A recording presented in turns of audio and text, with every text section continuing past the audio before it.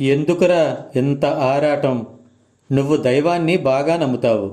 మరి ఏమర్థం చేసుకున్నావురా? నీ ముందు నీకు బాగా తెలిసిన వాళ్ళు, నీకు బాగా ఇష్టమైన నీ బంధువులు, నీ తోటి ధనవంతులు, ఇలా ఎంతోమంది ఏమీ తీసుకువెళ్లకుండానే దేహాలను త్యజించారు.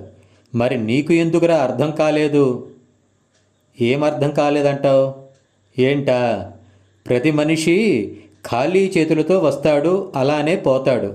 అలాంటప్పుడు పరుగులు పెట్టి పెట్టి మోసాలు చేసి చేసి నువ్వు సంపాదించినది ఎవరి కోసం అని ఎప్పుడైనా ఆలోచించావా? అలాగని సంపాదన వద్దని కాదు.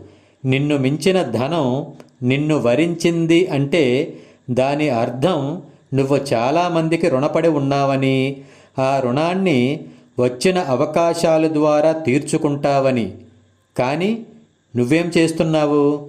దాచిపెట్టి దాచిపెట్టి చివరకు అశాంతిని, ఆందోళనను కొనుక్కుంటున్నావు.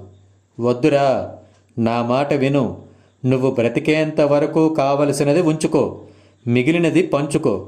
సంపాదన మీద సాధన తగ్గించు. జై హింద్.